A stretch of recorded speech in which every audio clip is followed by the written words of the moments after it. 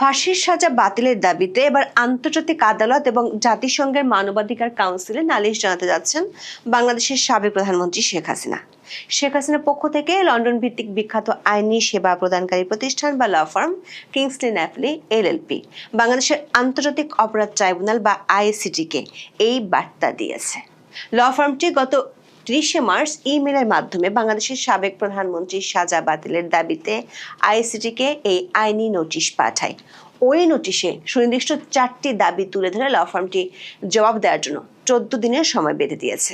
বলেছে 14 দিনের মধ্যে চিঠির জবাব না পেলে বিষয়টি নিয়ে তারা আনুষ্ঠানিকভাবে আন্তর্জাতিক অপরাধ আদালত বা আইসিসি এবং জাতিসংঘের মানবাধিকার কাউন্সিলে যাবে, যার অর্থ হলো আন্তর্জাতিক পর্যায়ে মামলা লড়ার আগে শেখ হাসিনা একটি প্রি অ্যাকশন প্রোটোকল পাঠালো, যেটির মাধ্যমে জাতিসংঘ মানবাধিকার কাউন্সিল কিংবা আন্তর্জাতিক অপরাধ আদালতে যাওয়ার পথ তৈরি হয়। স্বাভাবিকভাবে প্রশ্ন উঠেছে, প্রায় 20 মাস পর কেন এমন আইনি নোটিশ দিলেন শেখ হাসিনা? বিশেষ করে বিএনপি সরকার ক্ষমতা আসার পর আইসিটির চিফ প্রসিকিউটর পাল্টে ফেলেছে এবং নতুন চিফ প্রসিকিউটর শেখ হাসিনার বিরুদ্ধে দেওয়া রায় নথিপত্র পরীক্ষা করে দেখারও ঘোষণা দিয়েছিল। এর মধ্যে প্রসিকিউটরদের বিরুদ্ধে ঘুষ চাওয়ার অভিযোগ উঠেছে, বিচারকের ফেসবুক অ্যাকাউন্ট হ্যাক হয়েছে, সিসিটিভির ফুটেজ গায়েব হয়ে গিয়েছে। ট্রাইব্যুনাল ও প্রসিকিউশনের এমন নানা বিব্রতকর পরিস্থিতিতে এই চিঠি কি নতুন কিছুর ইঙ্গিত করে? আবার বাংলাদেশের পররাষ্ট্রমন্ত্রী খলিলুর রহমানের দিল্লি সফরের ঠিক 1 সপ্তাহ আগে এই চিঠির মাধ্যমে সরকারকে কি বিষয়টি নিয়ে কোনো বার্তা দেওয়া হয়েছে? সবচেয়ে বড় প্রশ্ন হলো, আওয়ামী লীগ সভানেত্রীর পক্ষ থেকে লন্ডনের ল ফার্ম যে চিঠি দিয়েছে সেটির আইনি তাৎপর্য কি হতে পারে? বিশেষ করে 14 দিন পর আন্তর্জাতিক অপরাধ আদালত বা আইসিসি এবং জাতিসংঘের মানবাধিকার কাউন্সিলে যাওয়ার যে হুমকি দেওয়া হয়েছে সেটি কি পরিকল্পিত আন্তর্জাতিক আইনি লড়াইয়ের আগাম কোনো বার্তা? বিস্তারিত জানতে চলুন যাওয়া যাক বিশ্লেষণে। বাংলাদেশের সাবেক প্রধানমন্ত্রী শেখ হাসিনা দেশ ছেড়েছেন 20 মাস হতে চলল। এর মধ্যে বাংলাদেশে অন্তর্বর্তীকালীন সরকারের শাসনামল শেষ হয়েছে এবং গত 12 ফেব্রুয়ারি অনুষ্ঠিত সাধারণ নির্বাচনের মাধ্যমে তারেক রহমানের নেতৃত্বে বিএনপি 2/3 সংখ্যাগরিষ্ঠতা নিয়ে সরকার গঠন করেছে। মানবতাবিরোধী অপরাধে যুক্ত থাকার অভিযোগে গত বছর 17 নভেম্বর আন্তর্জাতিক অপরাধ ট্রাইব্যুনাল শেখ হাসিনাকে একটি মামলায় মৃত্যুদণ্ড দেন। এছাড়া অন্য কয়েকটি মামলায় তার বিভিন্ন মেয়াদে কারাবাসের সাজা ঘোষণা করা হয়।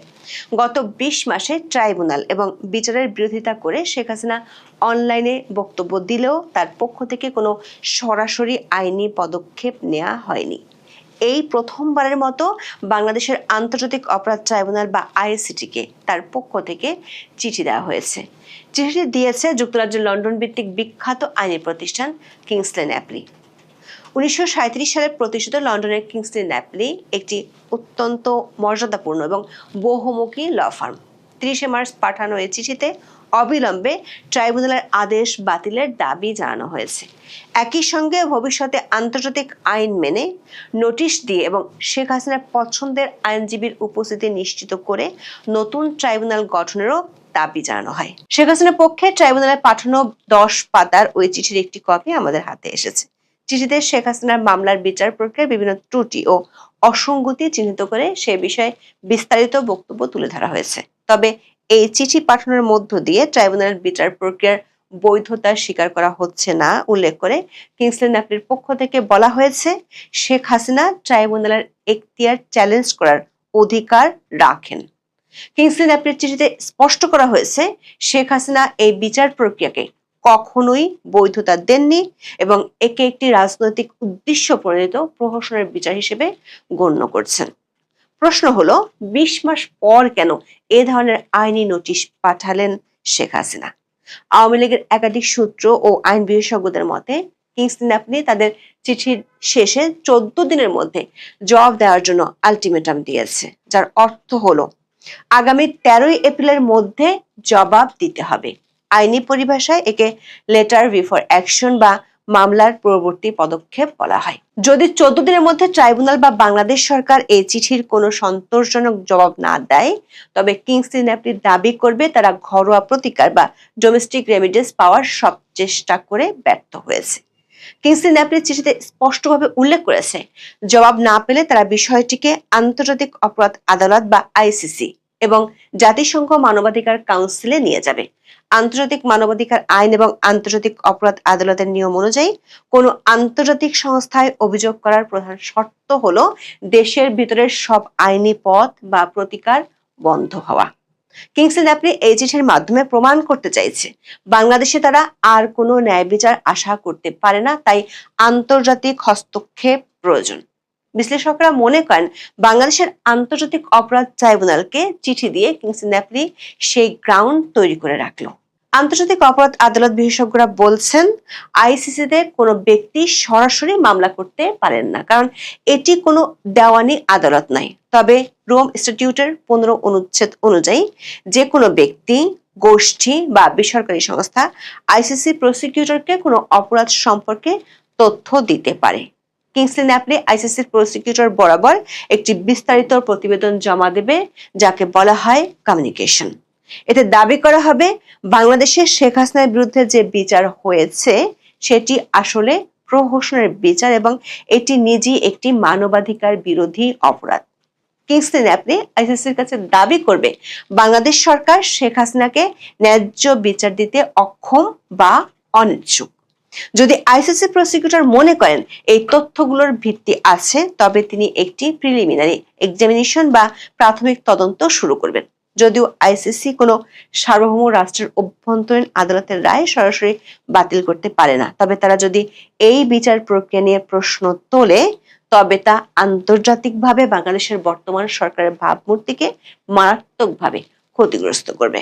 দর্শক, কিংসলি ন্যাপলি তাদের চিঠিতে বাংলাদেশের আন্তর্জাতিক অপরাধ ট্রাইব্যুনাল ও তার বিচারিক প্রক্রিয়া নিয়ে 6টি সুনির্দিষ্ট অভিযোগ এনেছে। চিঠিতে উল্লেখ করা হয়েছে শেখ হাসিনার বিচার এমন এক বৈরী পরিবেশে অনুষ্ঠিত হয়েছে যেখানে আওয়ামী লীগ ও সমর্থকদের বিরুদ্ধে অন্তর্বর্তীকালীন সরকারের ধারাবাহিক নিবর্তন ও নির্যাতনমূলক পদক্ষেপ চলমান ছিল। 2025 সালের মে মাসে সন্ত্রাস বিরোধী আইনের অধীনে আওয়ামী লীগের কার্যক্রম নিষিদ্ধ করা হয়। পাশাপাশি রাজনৈতিক সহিংসতা, অপরাধীদের দায়মুক্তি এবং আওয়ামী লীগপন্থী আইনজীবীদের গ্রেপ্তারের মতো ঘটনা ঘটেছে। এমনকি আওয়ামী লীগ সম্পৃক্ত আইনজীবীদের উপর শারীরিক হামলা চালানো হয়েছে বলেও দাবি করা হয়। চিঠিতে এরই মধ্যে আইসিটি নিয়ে আন্তর্জাতিক বিশেষজ্ঞরা যেসব অভিযোগ তুলেছেন সেগুলোর রেফারেন্স তুলে ধরে শেখ হাসিনার বিচার প্রক্রিয়ার 4টি মৌলিক অধিকার লঙ্ঘনের অভিযোগ আনা হয়েছে। চিঠিতে বলা হয়েছে শেখ হাসিনা মামলার বিচার করার কোনো আইনি এখতিয়ার আইসিটির নেই, কারণ 1973 সালের আইসিটি আইনটি মূলত 1971 সালের মুক্তিযুদ্ধের সময় সংঘটিত গণহত্যা, মানবতার বিরুদ্ধে অপরাধ ও যুদ্ধাপরাধের বিচারের জন্য প্রণয়ন করা হয়েছিল। নির্দিষ্ট ঐতিহাসিক সময়কালের বাইরে এই ট্রাইব্যুনালের বিচার করার কোনো ম্যান্ডেট ছিল না। কিন্তু 2024 সালের আগস্ট মাসে অন্তর্বর্তী প্রশাসন জুলাই মাসে বিক্ষোভের সঙ্গে সম্পর্কিত অপরাধের বিচারের জন্য এই আইন সংশোধন করে, যা ট্রাইব্যুনালের সাংবিধানিক উদ্দেশ্যের বাইরে একটি বেআইনি সম্প্রসারণ। জুলাইয়ের সময়কার ঘটনাবলী বাংলাদেশের সাধারণ ফৌজদারি আদালতের এখতিয়ারভুক্ত বিষয়। বর্তমান ট্রাইব্যুনাল আন্তর্জাতিক আইন, বিশেষ করে আইসিসিপিআর এর 14-1 অনুচ্ছেদ অনুযায়ী স্বাধীন ও নিরপেক্ষ বিচার নিশ্চিত করতে ব্যর্থ হয়েছে বলে শেখ হাসিনার পক্ষ থেকে দেওয়া চিঠিতে মন্তব্য করা হয়েছে। চিঠিতে বলা হয় আইসিটির বিচারিক বেঞ্চ এবং প্রসিকিউটর টিম বিরোধী দলীয় রাজনৈতিক সংশ্লিষ্টতা থাকা ব্যক্তিদের দ্বারা পুনর্গঠন করা হয়েছে। আগের বিচারকরা আনুষ্ঠানিকভাবে অবসরে যাওয়া কিংবা অপসারিত হওয়া সত্ত্বেও তাদের কোনো ব্যাখ্যা ছাড়াই সরিয়ে দেওয়া হয়। পরে অন্তর্বর্তী সরকার হাইকোর্টের 23 জন অতিরিক্ত বিচারক নিয়োগ দেয় এবং কয়েকদিনের মধ্যে সেখান থেকে 3 জনকে নিয়ে আইসিটির নতুন বেঞ্চ গঠন করা হয়। এছাড়াও ট্রাইব্যুনালের চেয়ারম্যান বিচারপতি গোলাম মর্তুজা মজুমদার এবং বিচারপতি মহিদুল হক এনাম চৌধুরীর সঙ্গে বাংলাদেশ জামাতে ইসলামের সংশ্লিষ্টতার অভিযোগ রয়েছে বলে চিঠিতে উল্লেখ করা হয়। অপর বিচারক বিচারপতি শফিউল আলম মাহমুদের সঙ্গে বিএনপির প্রকাশ্য সম্পর্ক রয়েছে এবং তাকে ট্রাইব্যুনালের নিয়োগের মাত্র 6 দিন আগে হাইকোর্টের বিচারক হিসেবে নিয়োগ দেওয়ার কথাও চিঠিতে উল্লেখ করা হয়েছে। সবচেয়ে বিতর্কিত অভিযোগটি এসেছে বিচারপতি শফিউল আলম মাহমুদের বিরুদ্ধে, যিনি বিচার চলাকালে মন্তব্য করেছিলেন যে আসামিকে ফাঁসির দড়ি থেকে বাঁচানোর জন্য আইনজীবীদের চেষ্টা করা উচিত, যা শেখ হাসিনার আইনজীবীরা পূর্ব নির্ধারিত অপরাধী সাব্যস্তকরণ বা প্রিডিটারমিনেশন অব গিল্ট হিসেবে দেখছেন। আন্তর্জাতিক অপরাধ ট্রাইব্যুনালে দেওয়া চিঠিতে বর্তমান প্রসিকিউটর টিমকে পক্ষপাতমূলক বলে মন্তব্য করা হয়েছে। চিঠিতে বলা হয়েছে, আইসিটির সাবেক চিফ প্রসিকিউটর মোহাম্মদ তাজুল ইসলাম জামায়াতে ইসলামীর নেতাদের আইনজীবী ছিলেন এবং তিনি এবি পার্টির যুগ্ম আহ্বায়ক। তিনি বিচার চলাকালীন সময়ও দলের সমাবেশে অংশ নিয়েছেন। 2025 সালের মার্চ মাসে তাজুল ইসলাম একটি সমাবেশে আওয়ামী লীগকে নিষিদ্ধ করার দাবিও জানিয়েছিলেন। এছাড়া প্রসিকিউশন টিমের অন্যান্য সদস্যদের বিরুদ্ধে ঘুষ গ্রহণ ও দুর্নীতির বিশ্বাসযোগ্য অভিযোগ উঠেছে, যা ট্রাইব্যুনালের বৈধতাকে পুরোপুরি ধ্বংস করে দিয়েছে। চিঠিতে যথাযথ আইনি প্রক্রিয়া অনুসরণ না করে শেখ হাসিনার বিচার কাজ এগিয়ে নেওয়া হয়েছে দাবি করে বলা হয়, ইন্টারন্যাশনাল বার অ্যাসোসিয়েশনের হিউম্যান রাইটস ইনস্টিটিউট জানিয়েছে, চার্জ গঠন সম্পর্কে কোনো আনুষ্ঠানিক নোটিশ দেওয়া হয়নি। এছাড়া শেখ হাসিনাকে তার নিজের পছন্দের আইনজীবী নিয়োগের অধিকার থেকে বঞ্চিত করা হয়েছে। রাষ্ট্রনিযুক্ত আইনজীবীর সঙ্গেও শেখ হাসিনার যোগাযোগ বা নির্দেশনার কোনো সুযোগ ছিল না। শেখ হাসিনার চিঠিতে বলা হয়েছে, অন্তর্বর্তীকালীন সরকার ভারতের কাছে শেখ হাসিনাকে হস্তান্তরের জন্য অনুরোধ করেছে, যা প্রমাণ করে যে তার অনুপস্থিতি স্বেচ্ছায় ছিল না এবং অনুপস্থিতিতে বিচার কোনোভাবেই যৌক্তিক নয়। আন্তর্জাতিক মানদণ্ড এবং আইসিসিপিআর এর 14 অনুচ্ছেদের ন্যূনতম গ্যারান্টি ছাড়া এই ধরনের ত্রুটিপূর্ণ প্রক্রিয়ায় মৃত্যুদণ্ড আরোপ করা মূলত সামারি এক্সিকিউশন বা সংক্ষিপ্ত মৃত্যুদণ্ড কার্যকরের শামিল। চিঠির শেষ অংশে শেখ হাসিনার পক্ষে কিংসলি ন্যাপলি ল ফার্ম কয়েকটি দাবি উল্লেখ করেছে। সেগুলো হলো, শেখ হাসিনার বিরুদ্ধে দেওয়া রায় এবং সাজা আইনিভাবে বাতিল ঘোষণা করতে হবে। মৃত্যুদণ্ড কার্যকর করার জন্য কোনো পদক্ষেপ নেওয়া যাবে না। ভবিষ্যতে যে কোনো বিচারিক প্রক্রিয়া আন্তর্জাতিক মানদণ্ড মেনে যথাযথ নোটিশ দিয়ে এবং নিজস্ব পছন্দের আইনজীবীর উপস্থিতিতে স্বাধীন ট্রাইব্যুনালে করতে হবে। আওয়ামী লীগের সঙ্গে যুক্ত আইনজীবী ও অন্যান্য নিরাপত্তা নিশ্চিত করতে বাংলাদেশ সরকারকে জরুরি পদক্ষেপ নিতে হবে। আইসিটি এবং বাংলাদেশ সরকারকে উপরোক্ত ত্রুটিগুলো স্বীকার করে তার সংশোধনের ব্যবস্থা নিতে হবে। এসব বিষয়ে বাংলাদেশ সরকার ও ট্রাইব্যুনাল কি পদক্ষেপ নিতে যাচ্ছে তা 14 দিনের মধ্যে নিশ্চিত করার অনুরোধ জানানো হয় চিঠিতে। কিংসলি ন্যাপলি চিঠিতে জাতিসংঘের মানবাধিকার কাউন্সিলে যাওয়ার যে হুমকি দিয়েছে, বিসি সরকার তাকে মূলত একটি কূটনৈতিক ও জনমত তৈরির কৌশল হিসেবে দেখছেন। এখানে 3টি উপায়ে কাজ করা হতে পারে। প্রথমত, কমপ্লেন্ট প্রসিডিওর, যেটির মাধ্যমে গোপনীয় পদ্ধতিতে মানবাধিকার কাউন্সিলে সরাসরি কোনো রাষ্ট্রের বিরুদ্ধে অভিযোগ দায়ের করা। বিশেষজ্ঞরা মনে করেন, ইতিমধ্যে আওয়ামী লীগের উপর নিষেধাজ্ঞা, দলটির নেতাকর্মীদের উপর নির্যাতনের বিষয়গুলো আন্তর্জাতিকভাবে সমালোচিত হয়েছে।